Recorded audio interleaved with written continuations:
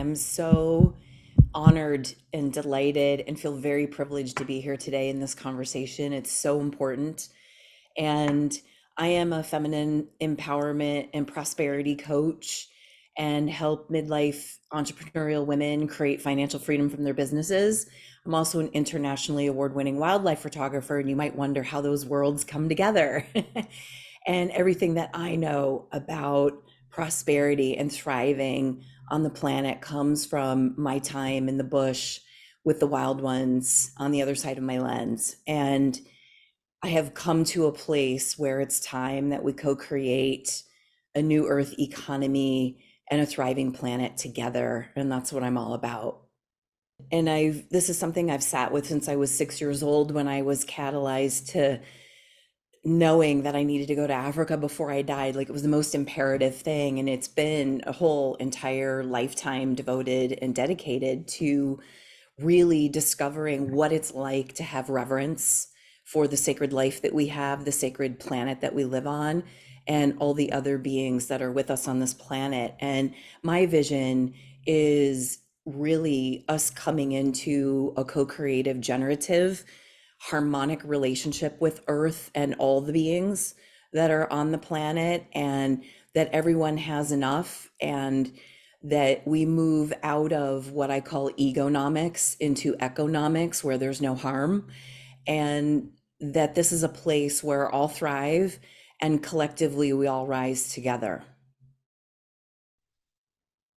I think human beings need to let go of the consumptive mindset that we're the superior species, that everything is here for our entertainment and our consumption, and instead shift into a mindset of prosperity, which is all things thriving together, all areas of our life thriving together, and that the pursuit of net worth and having the most bright, shiny objects, that the definition of success has become something that's really destructive, and that we shift into a definition of success that looks like a we society versus a me society, and that internal consciousness shift around success looks like we're thriving, we're healthy, everyone's happy, and everyone's free. And I know it sounds very utopian, and I think there's a way for us to get closer to that than we are. And so I think we have to let go of the mindset that we're a superior species. Love the question and the whole vibration of so humanity can flourish on healthy earth. It's, I think we have to really understand that we play a role in habitat, and that habitat plays a role in us, and that how we are being and relating to nature as if it doesn't exist, and we can continue to develop over it, cement over it, and build over it, versus be in a harmonic relationship with the natural world. Because all the blueprints for success and thriving and living healthy, happy, prosperous lives in community already exist in nature. There's millions of models of success where there isn't an overabundance of this and an underabundance of that. And anytime there's a hoarding situation going on, nature automatically balances it.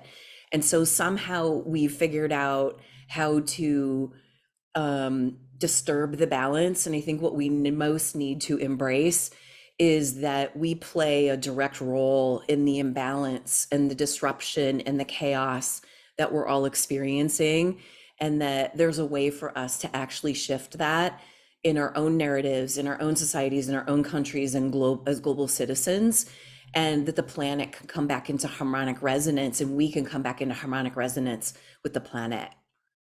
You know, what I feel is possible is this oneness and this unity, where I think so much more than we're aware of is actually possible. Like, that possibility exists outside the experiences we've had to date, because we've never been that, so we don't actually know what that possibility is.